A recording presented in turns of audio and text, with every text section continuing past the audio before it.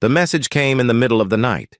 It arrived without warning, without any diplomatic notice, and without any of the formal gestures that usually came before a serious communication between governments. One moment, the deep space relay station on the edge of the solar system was quiet. The next, a signal was burning through every channel at once, loud and clear and impossible to ignore. Senator Dan Marsh was asleep when his aide knocked on his door. He was a tall man in his late 50s, with gray at his temples and the kind of calm face that came from spending too many years in rooms where nothing good ever happened. He read the translated message twice while standing in his hallway in the dark. Then he put the paper down on the table beside him and stood very still for a moment. The Galactic Empire had sent an ultimatum to Earth. The message was short, but every line of it carried weight. Grand Consul Vreth, the highest authority in the Empire, had written it personally. The language was polished and cold, the kind of language used by someone who had never had to ask for anything in their life. Earth had 90 days to hand over its outer colonies, reduce its naval fleet by 60%, and accept imperial oversight on all trade and expansion decisions going forward. The Empire called it an integration offer. Every person who read it understood it was something else entirely. Marsh called an emergency session of the Joint Defense Council within the hour. By the time the sun came up over Washington, and every senior figure in Earth's military and diplomatic structure was seated around the large oval table in the underground briefing room. The air in that room felt heavy. Nobody spoke above a low voice. Marsh read the message aloud to the room. When he finished, the silence lasted a long time. Admiral Grace Holloway was the first to speak. She was the head of Earth's Unified Naval Command, a short woman with sharp eyes and a record that included 3 successful deep space engagements. She said the Empire had been moving survey vessels through the outer belt for the past 8 months. She said her team had flagged it, but had not escalated it because survey activity alone was not a threat indicator. She did not apologize for that call, but she acknowledged it plainly and moved on. Director Cal Rourke, who ran the intelligence division, pulled up a star map on the main display. He pointed out the position of the nearest Empire battle group, which was sitting at a distance that would take them roughly 42 days to close if they moved at full speed. He said the timeline in the message was not an accident. 90 days gave Earth time to panic, argue, and divide itself before the deadline passed. It was a psychological tool as much as a military one. Marsh listened to all of it. Then he said quietly, "Get General Cole on the line." General Alan Cole was not in Washington. He was not even in the inner system. He was stationed at the Kepler Reach, a stretch of deep space in the outer territories that most people outside the military had never heard of. The Empire's cartographers had barely noted it on their maps. That was exactly why Cole had chosen it. Yet when the secure call connected, Cole's face appeared on the main screen. He looked the same as he always did, steady, unhurried. He was somewhere in his mid-50s, lean with short gray hair and eyes that seemed to be always watching something the rest of the room had not noticed yet. He had the kind of face that made people around him involuntarily lower their voices. Marsh briefed him on the message without editorializing. Cole listened without interrupting. When Marsh finished, Cole said nothing for a moment. On the screen, he could be seen glancing briefly to the side, where Captain Nora Vance was standing just out of frame. Cole and Vance had worked together for 6 years. She was his chief of operations, precise and careful, the kind of officer who never missed a detail and never wasted words. Cole looked back at the camera and spoke. He said he wanted a 72-hour hold before any reply was transmitted to the Empire. He wanted the time not to prepare a response, but to observe. He told Marsh that an enemy who was truly confident in their position did not usually send ultimatums. They simply acted. The fact that the Empire had sent a message with a deadline attached told him something, and he needed time to understand exactly what it told him. Marsh agreed without hesitation. Cole asked for a full readout of every Imperial vessel that had been tracked in Earth's neighboring space over the past year. He asked for the complete record of every diplomatic communication the Empire had sent to any human representative in the last 3 years. And he asked for the current deployment status of every Earth naval asset currently outside the inner system. He asked for these things calmly, one after another, the way a man asks for items on a grocery list. There was no drama in the request. That somehow made it more serious. After the call ended, the room was quieter than it had been before. Admiral Holloway leaned over to Rourke and said something low that no one else could hear. Rourke nodded slowly. Marsh stood at the head of the table and thought about the Empire's message again. He thought about the language in it, the certainty of it. Vreth had written as though the outcome was already settled, as though Earth's acceptance was merely a formality to be processed. He had not included a single line that acknowledged the possibility of refusal. Yet that was either supreme confidence or a very serious miscalculation. Marsh had spent enough time in politics to know that the two often looked identical from the outside, right up until the moment they didn't. On the other side of the solar system, Cole was already working. He had not sat down since the call ended. He moved through the Kepler Reach Command Center with his hands behind his back, asking questions of the personnel at each station, reading the numbers they put in front of him, making small notes on a physical pad that he kept in his left chest pocket. He had used paper notebooks for 30 years. He trusted them. Nora Vance walked beside him, matching his pace. "Do you think they will actually move on us?" she asked. Cole thought about it for a genuine moment before answering. And he didn't give fast answers to real questions. "They will move on us," he said, "if they believe they understand what we have, if they believe the numbers they are working from are accurate." He paused and looked at a display showing the positions of 3 Earth vessels running silent in the outer belt. "The question is whether their numbers are accurate?" Nora glanced at him. "Are they?" Cole looked at the display for a moment longer. "No," he said. "They are not." He moved on to the next station. Outside, in the vast dark of deep space, the Empire's scout vessels were moving slowly through the outer territories, reading signals, measuring heat signatures, counting ships. They were building a picture. The picture they were building was careful and thorough.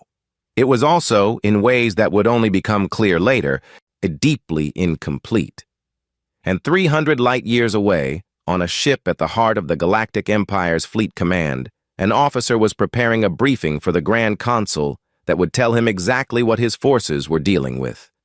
That briefing would turn out to be the single most consequential document of the year. Not because of what it got right, because of what it got terribly, completely wrong. The room chosen for the meeting was plain on purpose.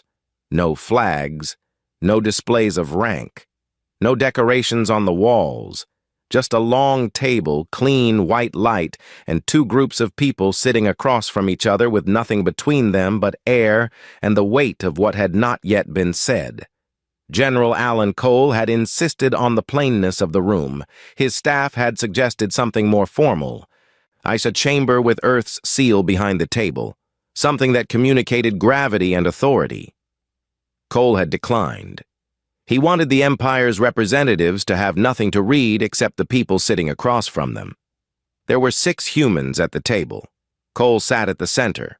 To his right was Ambassador Lena Price, who was the best diplomatic mind Earth currently had working. To his left sat Admiral Grace Holloway, who said little in rooms like this, but whose presence alone communicated something important. The other 3 were senior staff who were there to observe and record. On the other side of the table, the Empire had sent 9. They wore layered formal garments in dark blue and silver, the kind of clothing designed to signal that the wearer represented something enormous and permanent. Lead Envoy Dretha sat at their center.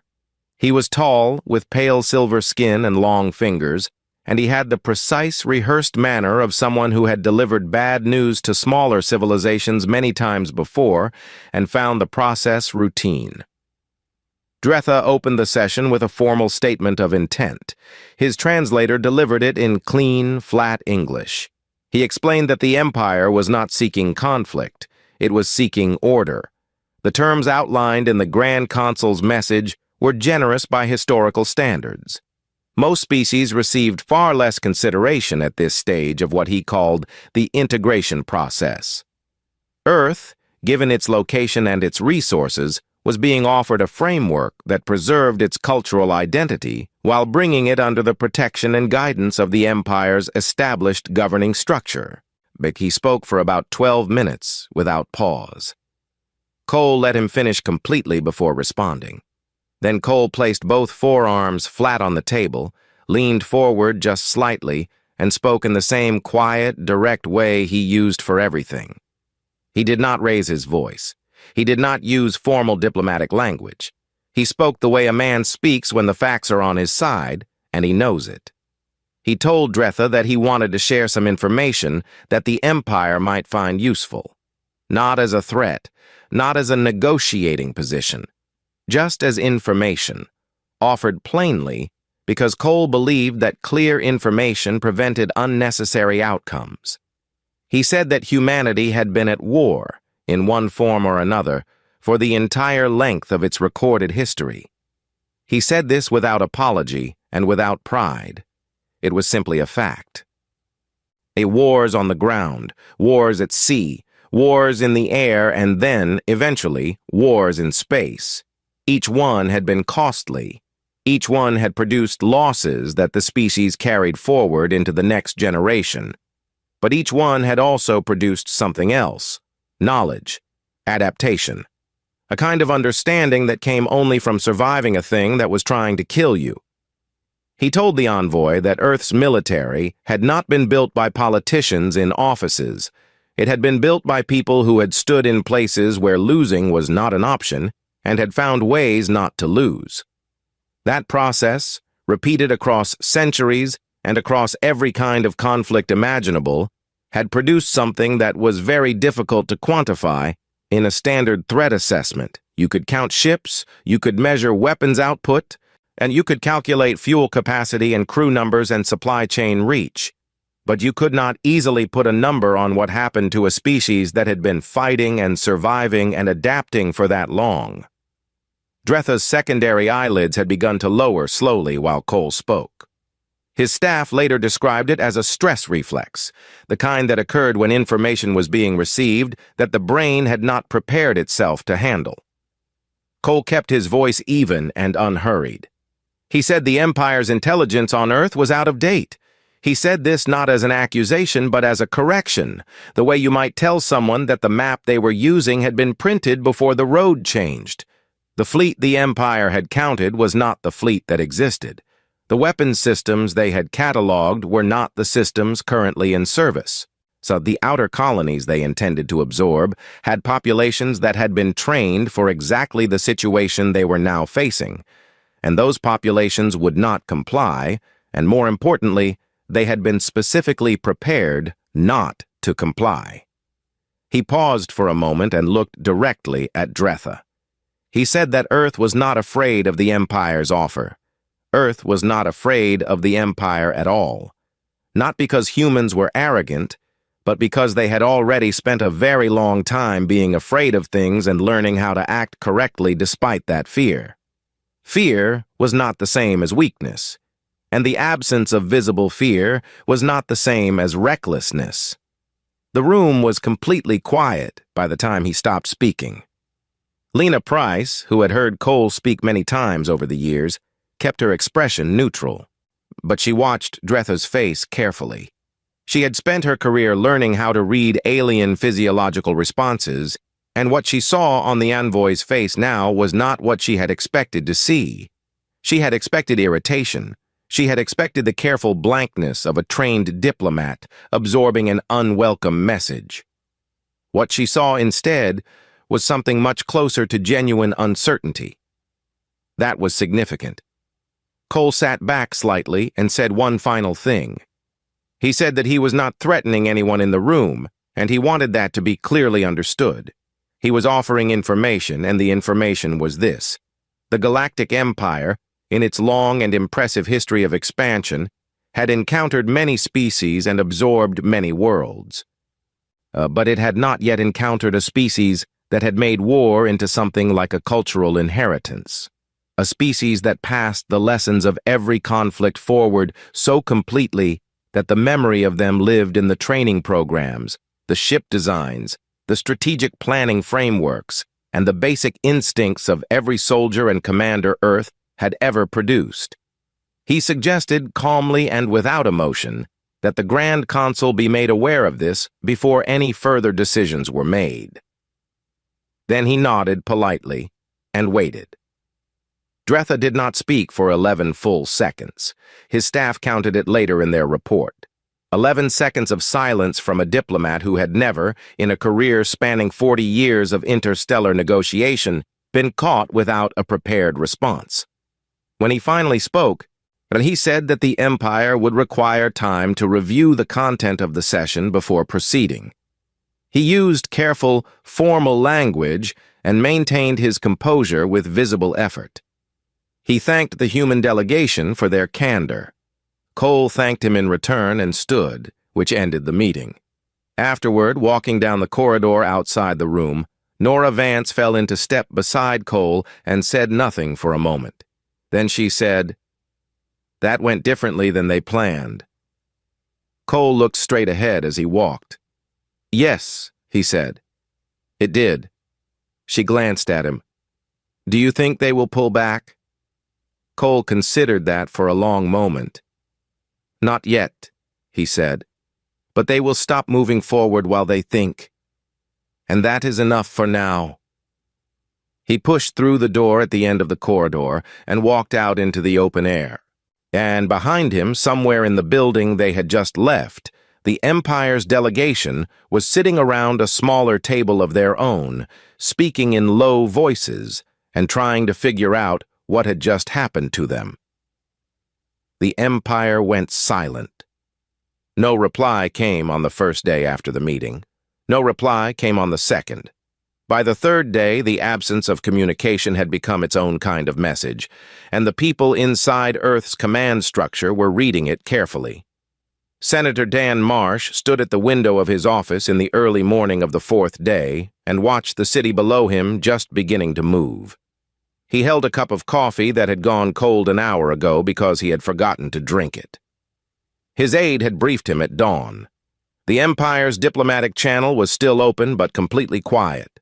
No requests for clarification, to no scheduling of follow-up sessions. Nothing. Marsh had been in politics long enough to know that silence from a powerful opponent was not the same as peace. It was thinking. And thinking, depending on what conclusion it reached, could go in any direction. He called Cole. Cole was already awake. He was always already awake. Nora Vance had once joked that Cole had been born awake and had simply never stopped. He took the call standing at the long display table in the Kepler Reach Command Center, with star charts spread across its surface and a half-eaten piece of toast sitting forgotten beside his coffee. Marsh told him about the silence. Cole said he had expected it. Marsh asked what he thought it meant. Cole said it meant the Empire's envoys had returned to their superiors and delivered a report that did not match the report their superiors had been expecting. And now, the Empire needed time to figure out what to do about the gap between what they had planned for and what they had actually encountered. Marsh asked how long the silence would last. Cole said he didn't know exactly, but he intended to use every hour of it. And that was exactly what happened. While the Empire thought, humanity moved.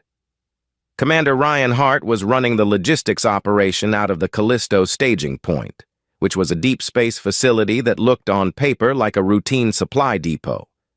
In practice, it was something considerably more organized. Over the previous 2 months, Hart had been quietly shifting the depot's configuration from standard peacetime operations to something else entirely. Supply manifests had been updated. Storage allocations had been rearranged. Certain equipment that normally sat in long-term storage had been moved to active ready status. Hart was not a man who wasted words or motion. He was 38 years old, broad-shouldered, and methodical in the way that good logistics officers always were. He didn't need to be told what was happening or why. He understood the situation, and he did his job, and the facility under his command functioned with the quiet, steady efficiency of a machine that had been well-designed and well-maintained. He reported daily to Cole. The reports were short and factual. Cole read each one and filed it and moved on. Out in the outer belt, Muscle Lieutenant Clara Webb was doing something that most people in the inner system had no idea was even happening. She was running a communications relay overhaul across 4 separate star systems, rerouting signal paths through a new network architecture that she had spent 3 months designing in her own time before anyone had asked her to. The new architecture had no single point of failure. It could absorb damage to any 2 of its major relay nodes and still maintain full signal integrity across the entire network. Webb was 29. She had grown up in a small town in the Midwest and had been recruited into the Deep Space Communications Division straight out of university by a recruiter who had looked at her test scores and made a call within 48 hours of receiving them. She had been in deep space for 4 years and had not been home in 2. She did not complain about this. She had chosen the work deliberately, and the work was important, and that was enough for her. When Cole had been told about Webb's relay redesign 6 weeks earlier, he had read her full proposal in one sitting, asked 3 specific technical questions, received precise answers to all 3, and then approved the project immediately. He had also made a note to ensure she was assigned to his direct command structure before the end of the quarter. Across every installation, across every deep space station and outer colony and naval staging point, similar things were happening. Not loudly, not with any announcement or fanfare, just quietly, steadily, with the kind of focused preparation that comes from people who understand the stakes and have decided to meet them completely. On the 9th day of the Empire's silence, something changed. A Scout-class Imperial vessel, small and fast, and built for observation rather than engagement, appeared on the long-range sensors of the Kepler Reach installation. It came in on a slow, non-aggressive approach vector and held position at the outer edge of sensor range. It stayed there for 6 hours and 20 minutes. Then it withdrew. Cole was in the command center when the sensor team reported the contact. He watched the vessel's position marker on the main display for a long time without speaking. Around him, his staff moved carefully and quietly, aware that he was processing something. Nora Vance came to stand beside him. "They are counting," she said. "Yes," Cole said. "Are they going to like what they find?" Cole was quiet for a moment. He looked at the display, at the positions of his own assets in the region, at the readings the Scout would have been collecting during its 6-hour observation window.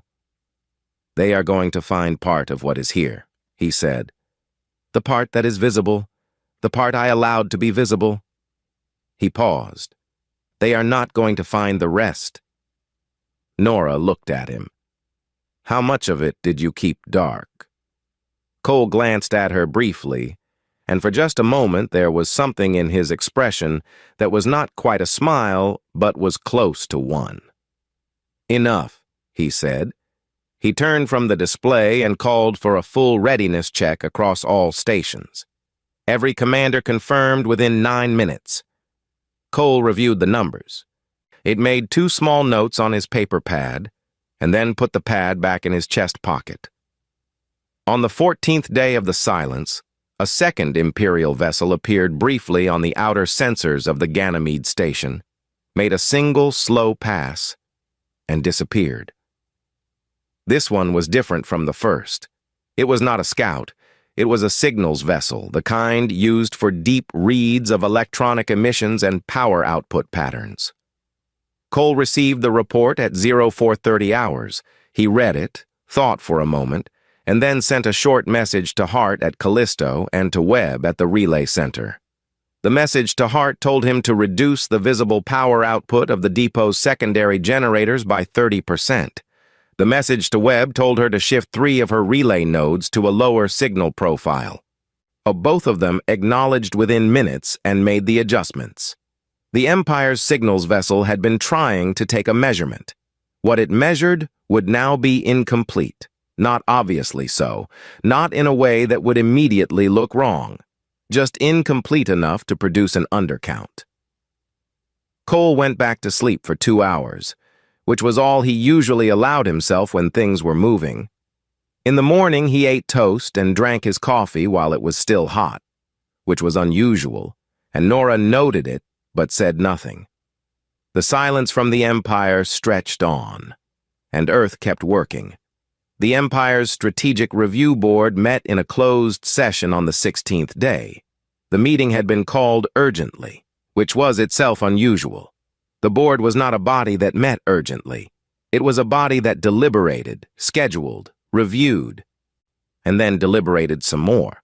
The fact that Grand Consul Vreth had bypassed the standard scheduling process and convened the session within hours of receiving the latest intelligence reports told every person in the room that something had gone wrong. They were right. Senior Analyst Seth stood at the front of the chamber and presented the findings without decoration. He was old for his species, compact and gray-skinned, with deep-set eyes that had the permanent look of someone who had spent too many decades reading things he wished he could unread. He had been in the Intelligence and Assessment Division for 40 years. He had written threat profiles on 37 emerging species. He had never, in that time, delivered a briefing quite like this one. He began with the numbers. Earth's active naval capacity, as of the Empire's most recent confirmed assessment, had been estimated at approximately 430 vessels of various classes. That number had been derived from registry intercepts, known shipyard output data, and standard modeling applied to a species at Earth's stage of development. The number was considered reliable. It had been used as the basis for the Grand Consul's timeline calculations, the deployment projections, and the confidence level behind the ultimatum that had been sent. The number was wrong. Seth put the corrected estimate on the main display. It was significantly higher. He explained in careful and unhurried language that the discrepancy was not the result of a single intelligence failure. It was the result of several separate assumptions that had each been slightly wrong, and that when combined across multiple assessment layers, had produced a final number that underrepresented Earth's actual capacity by a substantial margin. One of the board members asked how this was possible. Seth said it was possible because humanity had not registered a significant portion of its vessels through any interstellar registry. They had built and deployed ships without announcing them. They had used facilities in remote and poorly monitored locations. They had used power output signatures that did not match standard vessel profiles, apparently by design. Another board member said that sounded like deliberate concealment. Seth said yes, that was exactly what it was. The room was quiet for a moment. He continued. Beyond the raw vessel count, and the deployment pattern of Earth's forces had been studied carefully by his team over the previous 72 hours. What they found was not what they had expected. They had expected the standard pattern of an emerging species under threat, which was concentration. When a smaller power felt pressure from a larger one, they typically pulled their forces inward, protected their center, and created a defensive core around their most important assets. Earth had done the opposite. Instead of pulling together, humanity had spread out. Their vessels were distributed across an enormous area, positioned at intervals that were not random. When Seth's team had modeled the positions against standard attack approach vectors, they discovered something that made 3 of his analysts ask to verify the results before they would accept them. The every viable approach to Earth's system and its major colonies was covered, not by a single defensive line, but by overlapping layers of positioned assets, placed so that any attacking force that defeated one layer would immediately encounter the next one, already in position, already prepared. The grid was not a response to the current crisis. The positioning patterns were months old, possibly older. Someone in that room had designed this before the ultimatum was sent. Someone had known this moment might come and had prepared for it quietly and completely, without any of it appearing in the public record or in any communication that the Empire's intercept teams had been able to collect. Seth told the board that he believed the human general had built this framework. He told them what he had been able to learn about General Alan Cole from years of background intelligence on human military leadership. Cole had come up through ground combat, then naval command, then joint strategic operations. He had commanded in 4 separate conflict engagements during humanity's earlier territorial disputes, all of which had ended in outcomes favorable to Earth. He had a reputation inside human military circles as someone who thought about the next conflict before the current one was finished. He had clearly been thinking about this one for a long time. Seth moved to the 3rd section of his briefing, which was the hardest part. He said that the psychological profile of the human military, as derived from intercepted communications, historical analysis, and the direct meeting records from the session Cole had conducted with Envoy Dretha, indicated a force that was not operating under the pressure that the Empire's timeline had been designed to create. Standard doctrine held that a 90-day ultimatum placed a subject species under enough psychological strain to produce internal disagreements, political fractures, and a weakened negotiating position. The pressure was supposed to work from the inside. It was not working. The human command structure showed no signs of internal fracture. Their communication traffic was steady and functional. Their political leadership and military leadership appeared to be operating in coordination rather than in tension. The colonies that were supposed to be frightened into a compliant posture were, as far as his team could determine, in the process of moving to a higher readiness configuration. Seth set down his briefing notes. He looked at the board directly and said what he had spent 2 days preparing himself to say. He said that in 40 years of writing threat profiles, he had developed a sense for the moment when an assessment had been wrong in a fundamental way, not in the small, correctable ways that happened all the time, but in the deep way, the kind that meant the entire framing of the situation needed to be revised from the beginning.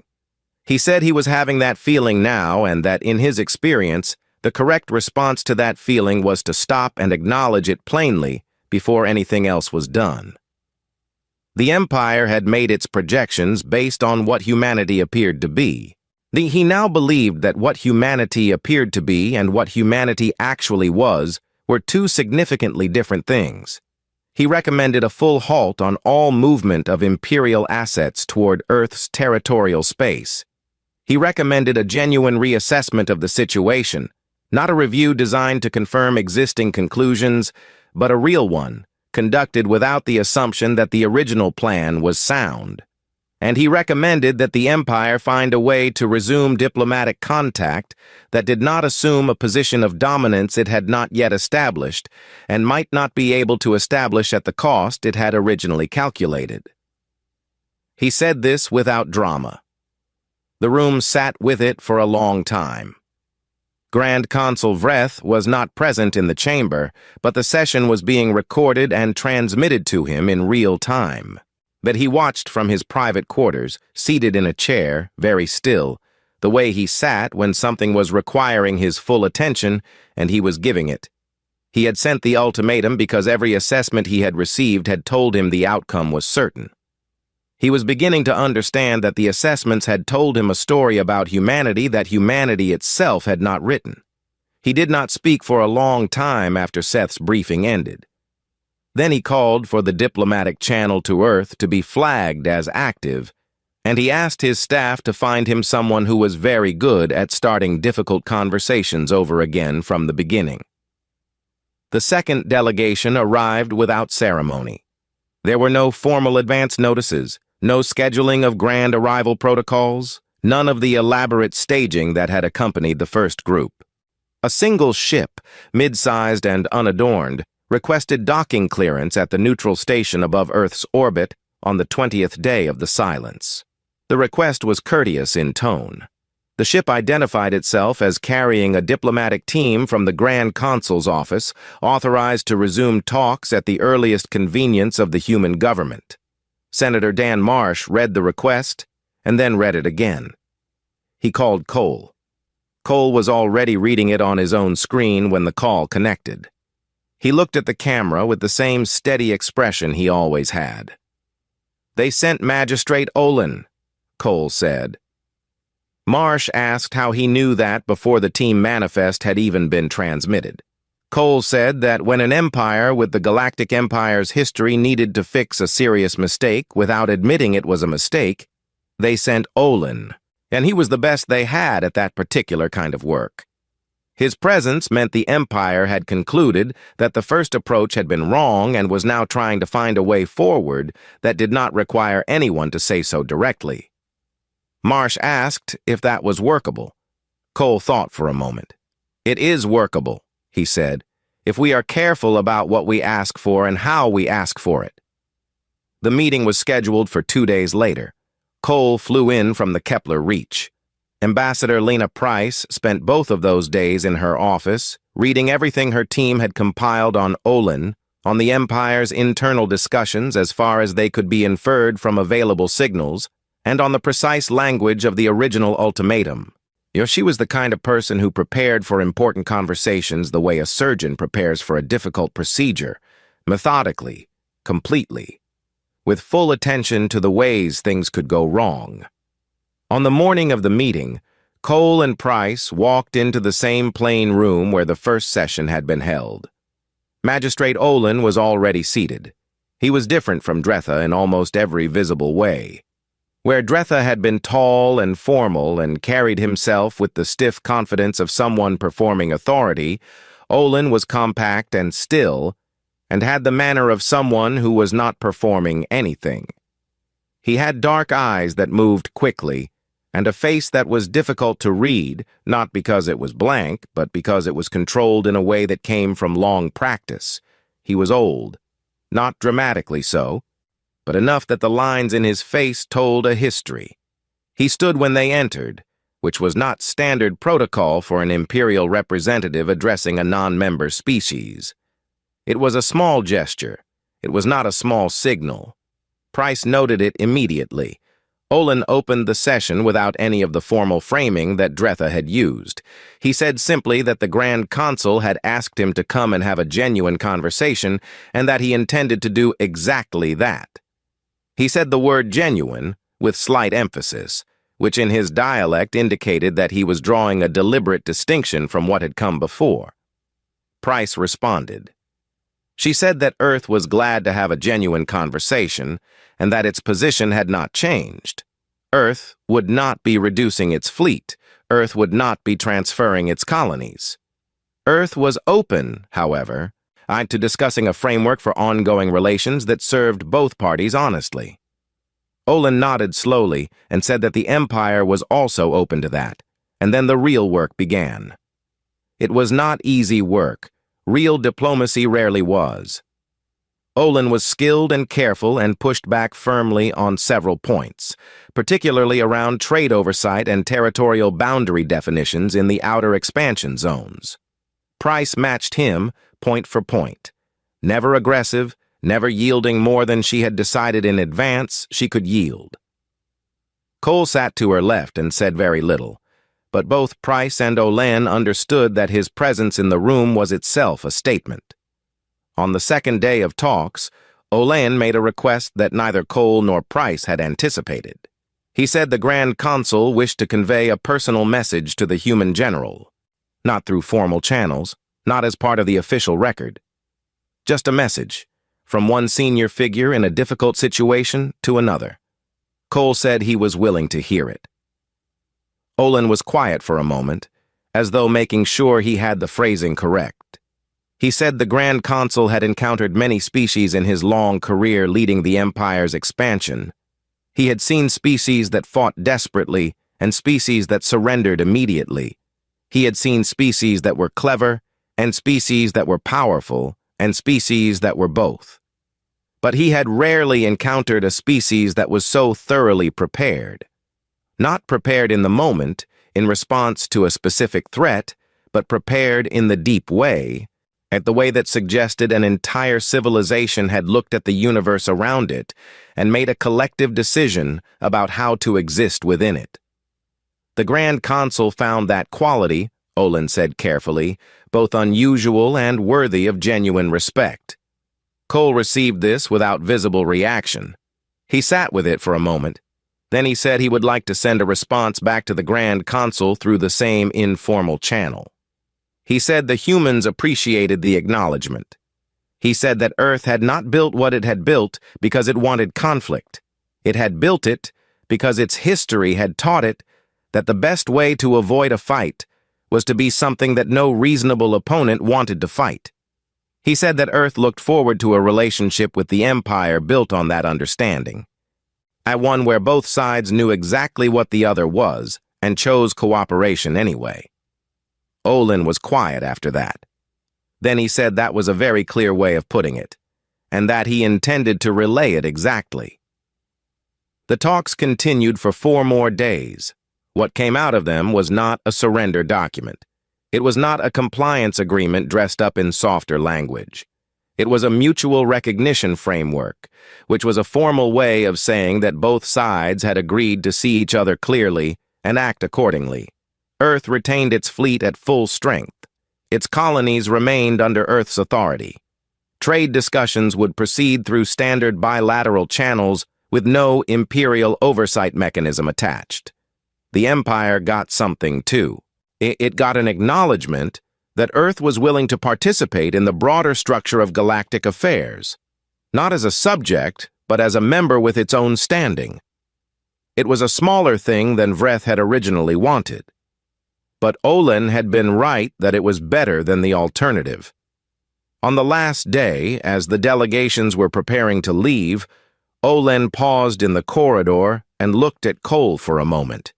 He said that his species had a saying, something that translated roughly to the idea that the most dangerous opponent was one who had already decided they could survive anything. Cole thought about it for a moment. He said that humans had a saying, too. It was older and simpler. It was hope for peace, prepare for everything else. Olin looked at him steadily. Then he inclined his head slightly, which in his culture was a gesture used between equals, and walked toward the docking corridor. Cole watched him go. Nora Vance, who had been standing at the far end of the corridor, walked over and stood beside him. "Is it over?" she asked. Cole considered the question seriously before answering. "This part is," he said. "The part where they thought they understood us." He looked at the door Olin had just passed through. "From here they will be more careful," he said, "and careful is what we needed them to be." He turned and walked back the way he had come, and behind him, somewhere in the vast dark between stars, the Galactic Empire was updating its records on humanity, moving the species from one classification to another, adding new notes to files that had been dangerously incomplete. The new file was shorter than most. It said only what it needed to say. It said, "Do not underestimate, do not assume, do not rush."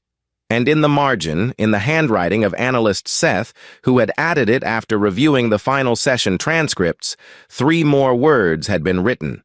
"They are ready."